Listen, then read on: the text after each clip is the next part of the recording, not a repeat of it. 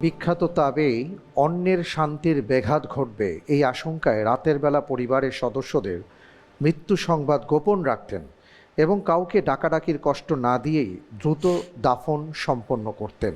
এ Ahnaf Ibne Kayes, B wise ইবনে আমির আল কারনি, C কাজী শুরাইহ ইবনে হারিস আল কিন্দি, D Saeed ইবনুল মুসাইয়িব রাহিমাহুমুল্লাহ।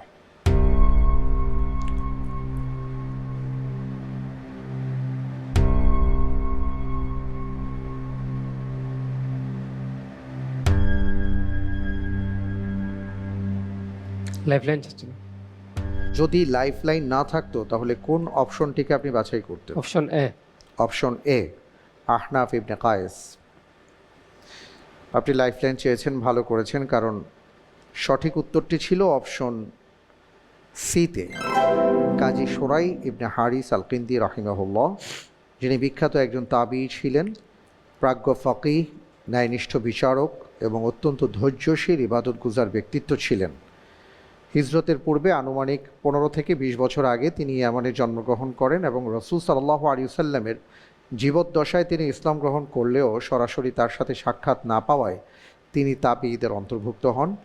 এবং তার জীবনীতে এটাই এসছে যে ওনার আত্মীয় স্বজনদের মধ্যে, আপনজনদের মধ্যে কেউ যদি রাতের বেলা ইন্তেকাল করতেন, অন্য মানুষের ঘুমের ব্যাঘাত ঘটবে বা কষ্ট হবে এই কথা চিন্তা করে তিনি কাউকে ডাকতেন না। রাতের বেলায় খুব দ্রুত তিনি দাফন সম্পন্ন করতেন। সুবহানাল্লাহ, কী ছিল তাদের জীবন!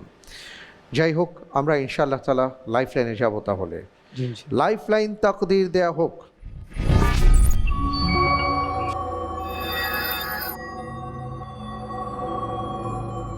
যে একটি জারে বেশ কিছু প্রশ্ন আছে, সেখানে আপনার তাকদীর আছে। আমরা জানি না কোন প্রশ্নটি আপনার জন্য অপেক্ষা করছে। জাযাকাল্লাহ খায়ের।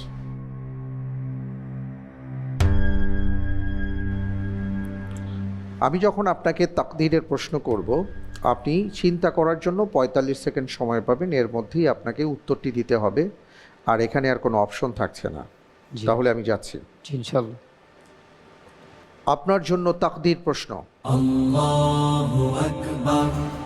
উহুদ যুদ্ধে মুশরিকদের পক্ষে অংশ নেওয়ার কারণে রাসূল সাল্লাল্লাহু আলাইহি ওয়াসাল্লাম কর্তৃক ফাসিক আখ্যা পাওয়া ব্যক্তি কোন সাহাবীর পিতা?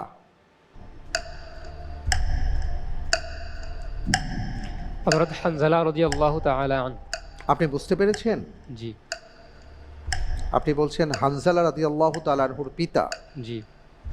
তার নাম কি ছিল? কার নাম? হানজালা রাদিয়াল্লাহু তাআলা আনহুর পিতার নাম আবু আমের আর রাহেব। আচ্ছা, লক করে দিব। জি ইনশাআল্লাহ। ফ্রিজ করা হোক। হযরতে হানজালা রাদিয়াল্লাহু তাআলা আনহু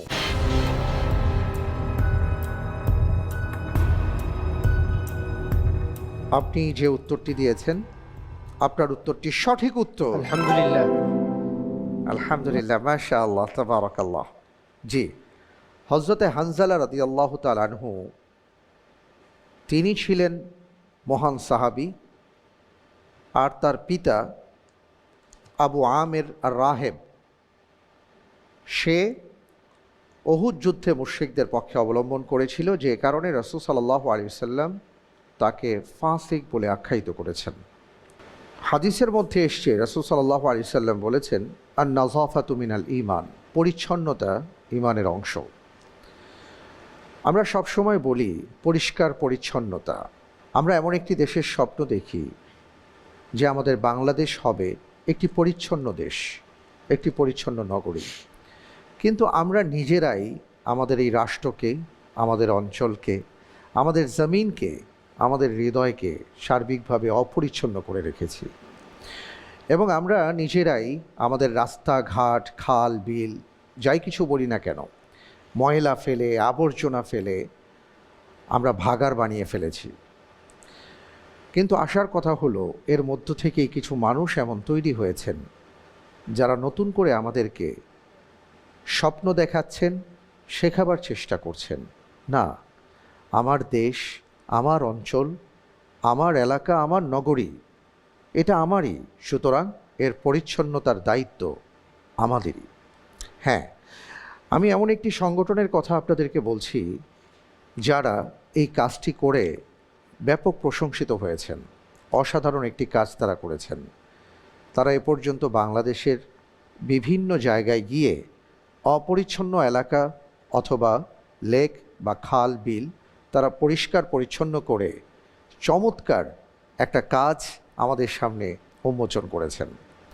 এমন কিছু ভাই একত্রিত হয়েছেন এবং একটি সংগঠন তারা করেছেন, বিডি ক্লিন।